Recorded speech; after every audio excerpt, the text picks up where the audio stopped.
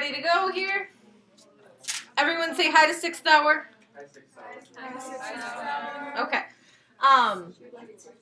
So inverse variation. The formula for direct variation, remember, was y equals k times x. Inverse variation, very similar, but with division, like we just talked about. It's y equals k divided by x. Okay? So when you see that something varies inversely, that's kind of the setup you're going to use. Okay? That's inverse variation. And again, that same magic sentence that was in the direct variation problems, those are going to show up in these problems as well. And then I don't know if I included that law of the lever for you. If I didn't, you'll want to make sure you write that down. You don't have to write it down word for word, but the law of the lever says to balance on like a seesaw or something like that, the distance the other person is from the fulcrum. Do you know what the fulcrum is? It's the middle thing, but I'll draw you a picture in just a minute. Varies inversely with the person's weight. Okay? Oh my goodness. This is Mrs. Trigno. Okay. She headed down there already. Okay. Okay, perfect. Thanks, bye. Perfect timing. That means you had enough time to write, right? Okay. What this is saying is if you're trying to balance on like a teeter-totter, a seesaw, or something, okay, the heavier the person is, the closer they should be to this center point. So this right here is the fulcrum, okay? And so a person's weight varies inversely. I'm sorry, I read that backwards. The distance varies inversely with the weight. So as their weight increases, the heavier they are, the closer to the fulcrum they should be sitting. Okay, and you're going to see some problems that kind of involve that. Well, look at that, example 1. Okay, but it's just a basic inverse variation relationship. But you are going to want to know if you see a problem about like balancing on a teeter-totter or something, that law of the lever. Okay, and you'll probably see that in physics too. Okay, once you've got that down, we'll get to example 1 there. And this one doesn't have your magic sentence in it because it's expecting you to kind of know this. There's your magic sentence, is the law of the lever. Okay, so Nancy and Sam are trying to balance. Sam weighs 55 kilograms and is sitting 2 meters away. Nancy weighs 50 kilograms. How far should she sit? Okay, so I'm going to start with the same.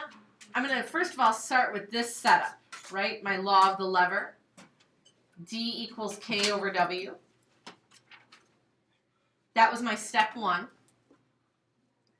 What do you think I should do from here? Any thoughts? Yep, Andrew? Plug in the distance and weight that was used in the first sentence. Yep. Or second sentence. Find K. Yep, so Sam gives us one set of information, right? Sam gives us 55 and 2. So I want to make sure the 2 goes in for my distance.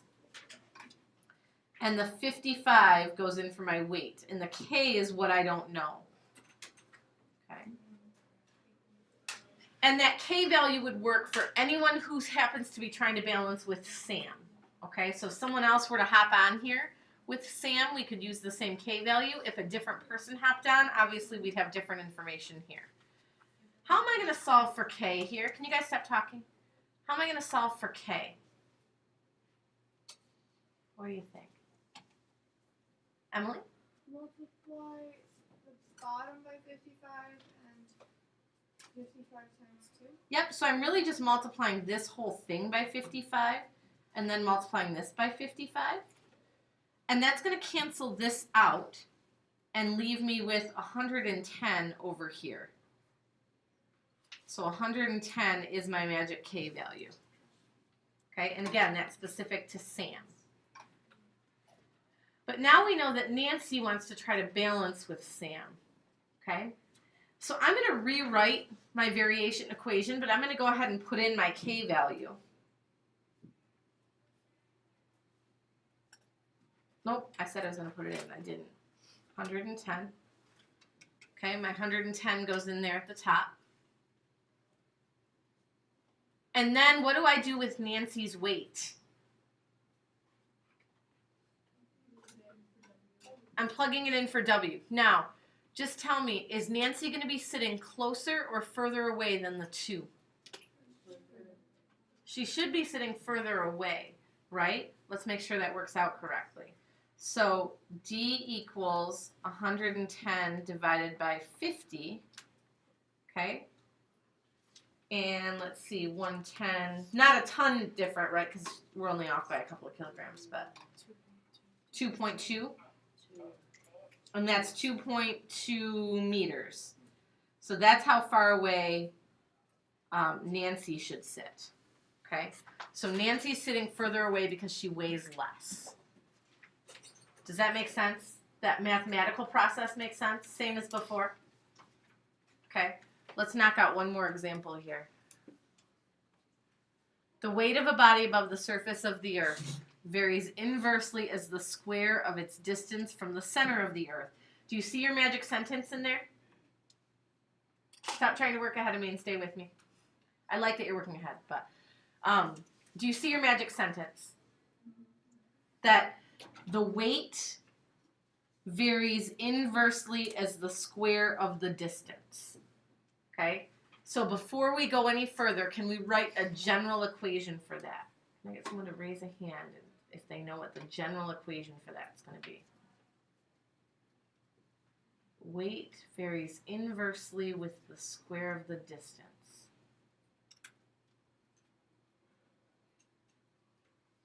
Andrew, go ahead. W equals K over D. Almost.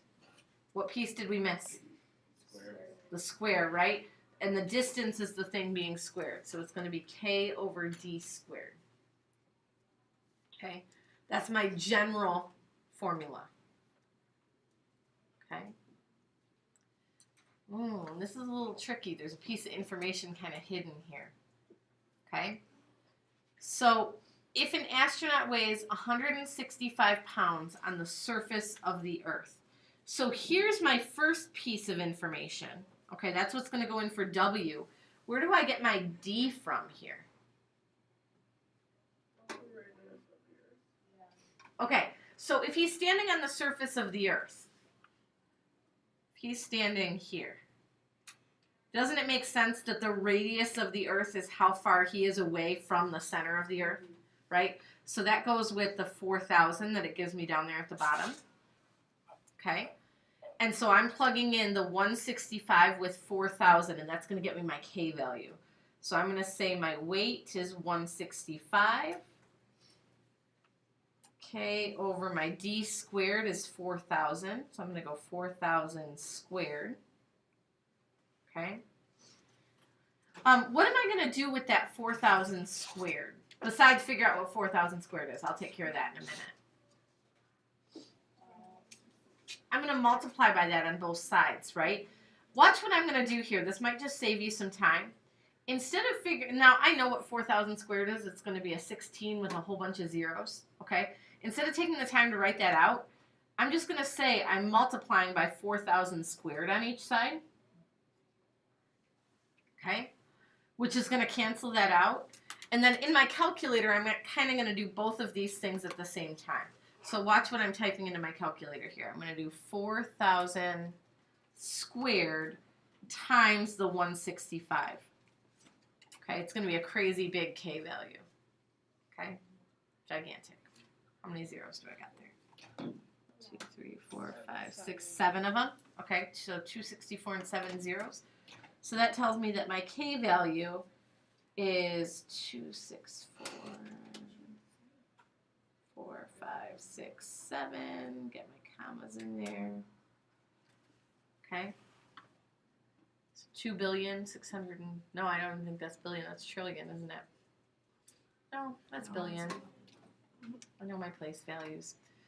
Okay, so now that lets me make a formula, right? That lets me say now I know that for everything that I'm comparing to this, I can do this 2,640,000,000 divided by D squared. Okay? And I want to know how much will he weigh if he's 18,000 miles above the Earth's surface. Be really careful here. What am I plugging in for D? Is it just the 18,000? Emily, you're shaking your head. Why not? 18,000 plus 4 because you're going from the center of here. Not the Okay. center. Yep. So we're now saying that he's going to go 18,000 miles this way, but we still have that 4,000 miles to tack on to get to the center of the Earth, right? So he's 18,000 miles above the surface, but then we have to add the 4,000 to get down below the surface. So that's what, 22,000 that I'm looking at now? And that's what's going in for D. So I'm going to go 2,640,000, no, billion, 640 million, okay, divided by 22,000 squared. And this is a place that I definitely wouldn't want to figure out 22,000 squared ahead of time. I'm just going to do it all in my calculator at one shot. So I'm taking that number that's still saved there in my calculator, and I'm just going to say divided by 22,000 squared. Okay? Order of operations will make sure that number gets squared before the division happens. And so then I get 5.45 as my answer. Does that make sense? It's freaking you out a little bit, but Andrew, why are you saying it makes sense? Because you're pretty much close to zero gravity. Yeah. And this is an inverse relationship, right? Which means that as the distance increases, as you get further away from the Earth's surface, what's happening to your weight? It's decreasing. It's going down, right? So I think that makes perfect sense. Okay, best weight loss plan ever.